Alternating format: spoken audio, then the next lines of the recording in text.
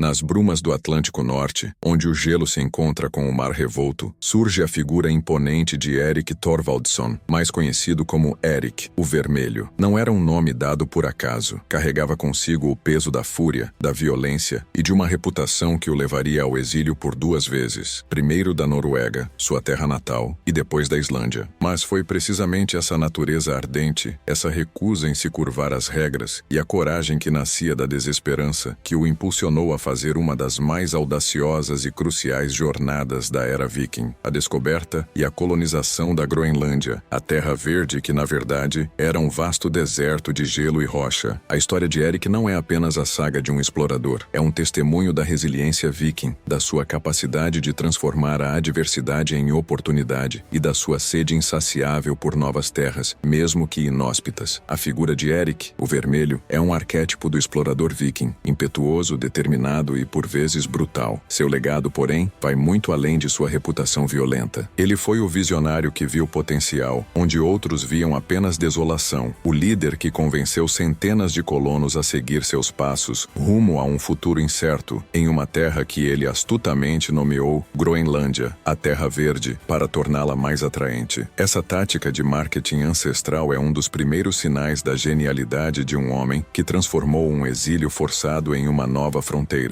fundando o primeiro assentamento europeu permanente em solo groenlandês. Mas como um homem banido de sua própria sociedade conseguiu tal feito? Quais foram os desafios que ele e seus seguidores enfrentaram nas terras geladas? E qual o verdadeiro impacto dessa colonização nas margens do mundo conhecido? Neste vídeo, vamos mergulhar na saga de Erik, o Vermelho, desde suas raízes na Noruega e Islândia até sua ousada expedição e o estabelecimento da próspera, porém frágil, colônia viking na Groenlândia. Investigaremos as razões de seu banimento, as condições que ele encontrou na nova terra, as estratégias que utilizou para atrair colonos e os segredos da sobrevivência em um ambiente tão hostil. Descobriremos como essa colônia floresceu por séculos e, de forma misteriosa, desapareceu. Prepare-se para desvendar a história de um dos mais complexos e lendários vikings, um homem que, em meio à violência e ao exílio, abriu um novo capítulo na história da exploração humana. Se você está pronto para atravessar o gelo e o tempo e descobrir a verdade por trás da saga de Erik, o Vermelho e sua Terra Verde congelada, deixe seu like agora e inscreva-se neste canal. Juntos, vamos desvendar os mistérios de uma das maiores aventuras da era viking, as raízes da fúria, o passado turbulentos de Erik na Noruega e Islândia. Para compreender o homem que se atreveu a colonizar a Groenlândia, é preciso voltar no tempo e mergulhar nas águas turbulentas de sua juventude e dos eventos que moldaram sua reputação e seu destino. Erik Thorvaldsson não nasceu com o epíteto "o Vermelho". Ele o adquiriu ao longo de uma vida marcada por conflitos e um temperamento explosivo. Sua história começa na Noruega, uma terra de montanhas escarpadas e fiordes profundos, onde seu pai, Thorvald Asvaldsson, se viu envolvido em uma disputa de sangue. Na era viking, as leis eram rígidas e as vinganças familiares eram um traço quase inelutável da vida. Um assassinato podia levar a um ciclo de retaliação que durava gerações, e foi exatamente isso que aconteceu com a família de Erik. O pai de Erik cometeu um assassinato, um ato que o forçou a deixar a Noruega para escapar das consequências legais e da vingança da família da vítima. Esse primeiro exílio levou a família de Erik para a Islândia, uma ilha vulcânica recém-colonizada pelos vikings, que se tornaram um refúgio para aqueles que buscavam novas terras ou que fugiam de conflitos em suas terras de origem. Erik, ainda jovem, cresceu nesse ambiente de fronteira, onde a lei era frequentemente aplicada com a ponta da espada e a vida era dura. O exílio do pai certamente deixou uma marca profunda no jovem Erik, ensinando-lhe sobre a precariedade da existência e a importância da autossuficiência e da força bruta em um mundo implacável. Essa experiência inicial de deslocamento e adaptação a uma nova terra foi, sem dúvida, uma preparação involuntária para o que viria a ser sua maior aventura. No entanto, o temperamento violento parecia ser uma herança familiar que Erik não conseguiu, ou não quis, evitar. Ele seguiu os passos de seu pai, envolvendo-se em sua própria série de disputas sangrentas na Islândia. A saga de Erik, o Vermelho, descreve 2 incidentes de assassinato que culminaram em seu próprio banimento. O primeiro ocorreu após uma disputa com um vizinho, Eyjolf the Foul, que resultou na morte de Eyjolf. Erik foi então exilado da região. Ele se mudou para a ilha Oxney, onde se envolveu em outro conflito, desta vez com Thorgest, resultando na morte de 2 de seus seus filhos. Esses atos de violência, embora talvez comuns para a época e para a cultura viking, foram graves o suficiente para que Erik fosse declarado fora da lei por 3 anos pelo Ting, a Assembleia de Homens Livres que decidia as leis e julgava os crimes na Islândia. Ser declarado fora da lei significava não ter proteção legal, ser caçado e, em essência, ser banido para o fim do mundo conhecido. Foi essa sentença que o empurrou para a beira do desconhecido, compelindo-o a procurar uma nova terra, uma última esperança para um homem sem lugar fixo no mundo. O desespero do exílio se tornaria o motor de uma das maiores explorações da era viking, levando Erik, o Vermelho, para uma aventura que mudaria para sempre o mapa do Atlântico Norte. A ousadia do desconhecido, a expedição solitária de Erik à Groenlândia. Exilado da Islândia e sem um lugar para chamar de seu, Erik, o Vermelho, encontrava-se em uma encruzilhada. Para muitos, a sentença de fora da lei por 3 anos seria o fim da linha, um destino de miséria e abandono. Mas para Erik, com sua natureza indomável e um histórico familiar de exploração, seu pai havia fugido da Noruega para a Islândia, o exílio se transformou em uma oportunidade de buscar algo além dos limites conhecidos. Era o chamado do desconhecido, o fascínio por terras não mapeadas que, segundo antigas lendas islandesas, poderiam existir a oeste. Foi assim que, por volta do ano 982 da Era Comum, Erik embarcou em uma das mais ousadas e solitárias expedições da Era Viking, rumo ao leste, para uma terra que se tornaria seu legado, a Groenlândia. Sua partida da Islândia não foi um ato de desespero cego, mas uma aposta calculada. Erik tinha ouvido relatos esparsos sobre ilhas ou massas de terra a oeste, avistadas por navegadores anteriores que haviam sido desviados de suas rotas. Essas histórias, talvez passadas de boca em boca nas longas noites de inverno islandesas, plantaram a semente da possibilidade em sua mente. Ele preparou seu navio e sua tripulação, provavelmente um pequeno grupo de homens leais ou igualmente desesperados, e navegou para o oeste confiando apenas em sua habilidade de navegação e em sua intuição. A travessia do Atlântico Norte era e ainda é uma das mais traiçoeiras do mundo, com mares revoltos, tempestades imprevisíveis e a ameaça de icebergs gigantes. Era uma viagem sem mapas precisos, sem garantias de retorno, uma verdadeira jornada ao limite do mundo conhecido, onde o único guia era o instinto e a promessa de uma nova terra. Após dias ou talvez semanas de navegação desafiadora, enfrentando os elementos e a solidão do oceano, Erik e sua tripulação finalmente avistaram terra. E não qualquer terra, mas uma costa vasta e inexplorada que se estendia para o norte e para o sul, escondida por uma camada quase perene de gelo e neve. Desembarcaram em uma região que hoje conhecemos como o Fiord de Eiriksfjord, no sudoeste da Groenlândia. Por 3 longos anos, o período de seu banimento, Erik dedicou-se a explorar essa vasta e misteriosa terra. Ele não se contentou em apenas avistar a costa. Ele penetrou pelos fiordes, explorou vales, caçou e pescou, buscando áreas que pudessem oferecer condições para um assentamento permanente. Descobriu pastagens mais verdes e fiordes protegidos do vento, onde a vida animal era abundante. Foi durante essa exploração que ele percebeu o potencial da ilha, não como um paraíso exuberante, mas como um lugar onde a vida, ainda que difícil, era possível. Essa fase de reconhecimento e mapeamento pessoal da terra foi crucial, pois permitiu a Erik não apenas sobreviver ao exílio, mas também coletar informações vitais para a próxima e mais ambiciosa etapa de seu plano, convencer outros a segui-lo para o que ele chamaria de Terra Verde, a arte da persuasão, como Erik convenceu o mundo viking a ir para o gelo. Após passar 3 longos anos explorando as vastas e geladas terras a oeste da Islândia, Erik, o Vermelho, retornou ao seu ponto de partida com uma visão audaciosa em mente. Seu exílio havia terminado, e agora ele tinha não apenas a experiência de sobrevivência em um novo mundo, mas também um plano para transformar uma penalidade em uma oportunidade sem precedentes. No entanto, o maior desafio não seria mais navegar por mares tempestuosos ou sobreviver ao frio, mas convencer os céticos e desiludidos colonos islandeses a embarcarem em uma aventura para uma terra que, à primeira vista, parecia inóspita e sem vida. Foi nesse momento que Erik revelou sua astúcia, não apenas como explorador, mas como um mestre da persuasão, utilizando uma tática genial para atrair seus futuros seguidores. A Islândia do século X era uma terra com seus próprios desafios. Embora fosse um refúgio para muitos, a ilha já estava se tornando superpopulosa em algumas de suas regiões habitáveis. As melhores terras agrícolas estavam ocupadas, e a vida era frequentemente marcada por conflitos por recursos e terras. Muitos buscavam abriam novas oportunidades, e a promessa de um novo começo em terras virgens era algo que ressoava profundamente com o espírito aventureiro dos vikings. Erik, com sua intuição aguçada para o que movia seu povo, soube explorar essa insatisfação. Ele não retornou com relatos de desolação e gelo, mas com a descrição de uma terra verde, um lugar que ele chamou de Grönland, Groenlândia. O nome Groenlândia não era uma descrição literal da paisagem, que apesar de algumas áreas mais verdes nos fiordes do sul no verão, era predominantemente composta de geleiras e tundra. Era uma estratégia de marketing brilhante, uma isca cuidadosamente planejada para atrair colonos. Erik sabia que ninguém arriscaria a vida para se mudar para uma terra de gelo, mas uma terra verde, essa imagem evocava pastagens férteis, terras cultiváveis e a promessa de uma vida melhor, livre das disputas e da escassez da Islândia. Ele falou das abundantes focas e morsas que encontrara, da caça rica e das pastagens nos fiordes protegidos, pintando um quadro tentador de um novo Éden nórdico. Suas palavras eram as de um visionário, alguém que via potencial onde outros apenas veriam desafios. Ele oferecia não apenas terra, mas uma nova oportunidade para a glória, para o crescimento e para a fundação de uma nova comunidade, longe das regras e dos conflitos que o haviam banido. A promessa de uma terra verde ressoou com o desejo viking por aventura, por liberdade e pela chance de construir um legado em um território virgem. Essa foi a chave que selaria o destino de milhares e daria início a uma das mais notáveis e ambiciosas colonizações da era viking, a Grande Migração, a chegada e o estabelecimento dos vikings na Groenlândia. Convencidos pela promessa de novas terras e pela retórica ardente de Erik o Vermelho, centenas de colonos islandeses, movidos pela esperança de um novo começo ou pela desesperança das dificuldades em sua terra natal, prepararam-se para a Grande Migração. Por volta do ano 985 da Era Comum, uma frota impressionante de cerca de 25 navios, carregados de pessoas, animais, suprimentos e todos os sonhos de uma nova vida, partiu da costa da Islândia, seguindo Erik rumo ao oeste desconhecido. Não era uma viagem simples, era uma travessia perigosa, cheia de incertezas e desafios que testariam a fibra de cada alma a bordo. O Atlântico Norte, em sua imensidão gélida, não perdoava fraquezas, e muitos daqueles navios jamais chegariam ao seu destino. A jornada em si era uma prova de resiliência. As longas e pesadas embarcações, embora robustas, enfrentavam o mar aberto, tempestades furiosas, nevoeiros densos e a ameaça constante de icebergs, que podiam surgir do nada e rasgar o casco de um navio em segundos. As sagas contam que nem todos os navios completaram a viagem. Alguns foram perdidos em alto mar, vítimas do clima brutal ou de erros de navegação. Aqueles que sobreviveram, porém, foram testemunhas de uma paisagem imponente e para muitos desoladora, que nada lembrava os campos férteis que o nome Groenlândia poderia ter evocado. No entanto, o espírito viking era forjado na adversidade, e a visão de uma nova costa, por mais árida que fosse, representava a promessa de liberdade e de um lar. Ao chegarem à Groenlândia, os colonos seguiram as indicações de Erik, estabelecendo-se principalmente em dois grandes fiordes na costa sudoeste, o assentamento oriental, Eystribygd, e o assentamento ocidental, Vestribygd. Essas áreas, escolhidas a dedo por Erik durante seu exílio, eram as mais propícias para a vida viking, oferecendo pastagens para o gado, acesso a fontes de água potável e proteção contra os ventos mais fortes. Os primeiros anos foram de intenso trabalho e adaptação. As famílias construíram suas fazendas com pedras e turfa, ergueram estábulos e celeiros, e estabeleceram igrejas e uma estrutura social que replicava a da Islândia. Eles trouxeram gado, ovelhas, cabras e cavalos, e tentaram cultivar cereais nas poucas áreas favoráveis, embora a agricultura fosse sempre um desafio devido ao clima. A caça de focas, morsas e baleias, assim como a pesca, eram atividades essenciais para a sobrevivência e para a obtenção de bens de comércio. O estabelecimento desses assentamentos não foi apenas um feito de exploração, foi um ato de fé e de uma determinação inabalável para forjar uma nova sociedade nas margens do mundo, sob a liderança do homem que havia transformado seu banimento em um convite para a glória. A luta pela sobrevivência, vida e desafios nas colônias vikings da Groenlândia. Com os primeiros assentamentos firmemente estabelecidos nos fiordes protegidos do sudoeste da Groenlândia, os vikings de Erik, o Vermelho, enfrentavam agora o desafio mais fundamental de todos, a luta diária pela sobrevivência em uma das paisagens mais inóspitas do mundo. A terra verde que Erik havia prometido era, na realidade, um teste implacável de resiliência e engenhosidade. Longe das terras férteis da Escandinávia e da Islândia, os colonos tiveram que adaptar drasticamente seus modos de vida, forçando-se a dominar um ambiente onde cada recurso era precioso e cada erro poderia significar a diferença entre a vida e a morte. A vida na Groenlândia não era para os fracos. Exigia uma determinação de ferro e uma constante busca por formas de extrair sustento da terra gelada e do mar implacável. A agricultura, pilar da vida escandinava, era uma tarefa hercúlea. O clima frio e os solos finos e pedregosos limitavam severamente o que podia ser cultivado. Os colonos tentavam plantar cevada em pequenas áreas mais quentes e abrigadas, mas as colheitas eram esporádicas e insuficientes para alimentar toda a população. A dependência do gado, ovelhas e cabras trazidos da Islândia era grande, mas a escassez de pastagens no inverno e a necessidade de armazenar forragem para os longos meses de frio eram desafios constantes. As fazendas eram construídas de forma robusta, com paredes grossas de turfa e pedra para isolar contra o vento e o gelo, e os animais eram abrigados em estábulos adjacentes às casas para aproveitar o calor corporal e proteger-se das nevascas. A vida girava em torno do ciclo das estações, com o verão sendo um período frenético de trabalho para preparar-se para o inverno que se aproximava. A verdadeira espinha dorsal da economia e da sobrevivência groenlandesa, no entanto, vinha do mar. A caça de mamíferos marinhos era crucial. Focas forneciam carne e gordura para combustível e alimento, peles para roupas e barcos, e tendões para cordas e costura. As morsas, com suas longas presas de marfim, eram um recurso incrivelmente valioso para o comércio com a Europa, assim como as peles de ursos polares. As caçadas de baleias e a pesca de bacalhau e outros peixes também complementavam a dieta e garantiam a subsistência. O comércio externo, embora vital, era precário, dependendo da chegada anual de navios mercantes que traziam bens essenciais como madeira, extremamente escassa na Groenlândia, ferro e cereais em troca de marfim de morsa e outros produtos marinhos. As longas distâncias, as águas traiçoeiras e o clima imprevisível tornavam essa conexão com o mundo exterior uma aposta constante. Os vikings na Groenlândia não apenas sobreviveram, eles criaram uma sociedade adaptada de forma única a um ambiente extremo, um testemunho de sua capacidade de inovar e de sua inabalável determinação para prosperar onde poucos outros se atreveriam a pisar. O governante do gelo, a liderança de Erik e a sociedade groenlandesa. No coração das colônias vikings na Groenlândia, a figura de Erik, o Vermelho, emergia não apenas como o descobridor da terra, mas como seu principal líder e a força motriz por trás de seu estabelecimento e organização. Após seu retorno da Islândia com a grande frota de colonos, Erik não se contentou em apenas indicar as terras. Ele assumiu um papel central na distribuição dos assentamentos e na formação da nova sociedade. As sagas o retratam como o Landnámsmaður principal, o homem do assentamento, que reivindicou para si as melhores terras no assentamento oriental, no fiord de Eiriksfjord, onde construiu sua própria fazenda, Brattahlid, que se tornaria o centro social e político da colônia por séculos. Seu status e autoridade eram inquestionáveis, fruto de sua visão, sua coragem e, certamente, de sua personalidade forte e dominadora. Erik, como um líder típico da era viking, não governava por decreto real, mas por sua influência, seu prestígio e sua capacidade de arbitrar disputas e unir a comunidade. As colônias da Groenlândia, assim como a Islândia, operavam sob um sistema de governo descentralizado, baseado em assembleias locais, os things, onde os homens livres se reuniam para tomar decisões e resolver questões legais. Erik, com sua experiência de vida na Islândia, provavelmente desempenhou um papel crucial na adaptação e estabelecimento dessas estruturas sociais e legais na Groenlândia. Ele era o chefe, o primeiro entre iguais, cujo conselho e autoridade eram fundamentais para a coesão da comunidade em um ambiente tão desafiador. Sua fazenda em Brattahlid não era apenas uma residência, mas um centro de poder, onde decisões importantes eram tomadas e onde os colonos se reuniam para os principais eventos sociais e religiosos. A sociedade groenlandesa era hierárquica, mas com uma forte dependência da cooperação. Famílias de fazendeiros livres formavam a base, com seus rebanhos e suas terras. Abaixo deles, provavelmente existiam servos e possivelmente escravos, como era comum na sociedade viking. A vida social girava em torno da comunidade agrícola, com festas, casamentos e funerais unindo as pessoas. A fé pagã, que Erik e a maioria dos primeiros colonos professavam, era central para suas vidas, com rituais e sacrifícios, buscando o favor dos deuses para garantir boas colheitas bonitas e caçadas bem-sucedidas. Contudo, essa sociedade não estava isolada. Mantinha laços comerciais e culturais com a Islândia e a Noruega, e mais tarde adotaria o cristianismo, como veremos adiante. A liderança de Erik foi fundamental para a transição de um grupo de exilados para uma comunidade próspera, estabelecendo as bases de uma sociedade viking única que floresceria nas margens do mundo ártico por quase 5 séculos, um testemunho duradouro da visão de um homem banido que transformou uma punição em uma nova era de glória. A cruz no gelo, a chegada do cristianismo e o legado de Leif Erikson. Enquanto Erik, o Vermelho, estabelecia e consolidava sua colônia pagã na Groenlândia, o mundo viking, embora ainda preso às suas antigas divindades, estava em constante transformação. A cruz, símbolo de uma nova fé vinda do sul, avançava implacavelmente pelas terras nórdicas, convertendo reis e desafiando as tradições ancestrais. Essa mudança religiosa, que já havia chegado à Islândia e à Noruega, não demoraria a alcançar as margens mais distantes da civilização viking, e curiosamente seria o próprio filho de Erik, Leif Erikson, quem traria o cristianismo para a Groenlândia, em uma jornada que o tornaria famoso por um feito ainda maior, a descoberta da América do Norte séculos antes de Colombo. A chegada do cristianismo na colônia de Erik marca um ponto de virada crucial, alterando a estrutura social, as crenças e o destino de seus habitantes. A saga de Erik, o Vermelho, nos conta que ele permaneceu um pagão convicto até o fim de sua vida, apegado às tradições de seus ancestrais. No entanto, sua esposa, Theodhild, converteu-se ao cristianismo, provavelmente sob a influência de missionários que chegavam à Islândia e que talvez tenham visitado a Groenlândia em menor número. Essa divisão religiosa dentro de sua própria família ilustra o conflito cultural que a nova fé trazia. Theodhild teria mandado construir a primeira igreja cristã na Groenlândia, uma pequena estrutura de turfa, longe da fazenda pagã de Erik em Brattahlid, um sinal de que a aceitação inicial do cristianismo foi gradual e talvez um tanto discreta, para não antagonizar o chefe. Mas o verdadeiro impulso para a cristianização viria através do filho mais famoso de Erik. Leif Erikson, filho de Erik, é talvez mais conhecido por sua épica viagem que o levou a Vinland, a América do Norte. Mas antes de se tornar o primeiro europeu a pisar no continente americano, Leif foi enviado à Noruega pelo rei Olavo Tryggvason, um fervoroso cristão, com a missão de converter a Groenlândia. Leif, que já havia se convertido na Noruega, retornou à sua terra natal com padres e o evangelho, tornando-se o principal agente da cristianização da colônia. Embora seu pai, Erik o Vermelho, tenha se recusado a abandonar suas crenças ancestrais, o restante da comunidade, incluindo Theodhild, a esposa de Erik, gradualmente abraçou a nova fé. A conversão trouxe consigo mudanças significativas, a construção de mais igrejas, a adoção de novas leis e costumes baseados nos princípios cristãos e a integração das colônias groenlandesas à Igreja Católica e, consequentemente, a uma rede maior de contatos com a Europa. A fé pagã não desapareceu da noite para o dia, mas a cruz de Cristo gradualmente substituiu o martelo de Thor como símbolo de proteção e esperança. A chegada do cristianismo, mediada em grande parte pelo filho de Erik, não apenas moldou a vida espiritual da colônia, mas também estreitou seus laços com a Europa, marcando uma nova fase na história dessa sociedade viking isolada nas fronteiras do Ártico. Os primeiros passos na América, as expedições de Vinland a partir da Groenlândia. A colonização da Groenlândia por Erik o Vermelho não foi apenas um feito notável por si só. Ela serviu como um trampolim crucial para uma das maiores aventuras da era viking e de toda a história da exploração, a descoberta e as tentativas de colonização da América do Norte, séculos antes de Cristóvão Colombo. A Groenlândia, com sua posição geográfica estratégica, tornou-se a base de onde partiriam os navios que desvendariam as terras de Vinland, Markland e Helluland. E o protagonista principal dessa nova fase de exploração seria ninguém menos que Leif Erikson, filho de Erik, o Vermelho, solidificando o legado de sua família como pioneiros no Atlântico Oeste. As sagas islandesas, a saga dos groenlandeses e a saga de Erik, o Vermelho, são as principais fontes que descrevem essas viagens épicas. Elas narram como Leif Erikson, após sua estadia na Noruega, onde se converteu ao cristianismo, foi impelido a explorar terras a oeste que haviam sido avistadas anteriormente por um comerciante chamado Bjarni Herjolfsson, cujo navio foi desviado por uma tempestade. Leif, com seu espírito aventureiro herdado do pai, decidiu investigar esses relatos. Sua expedição levou-o a 3 regiões distintas. Primeiro, avistou uma terra que chamou de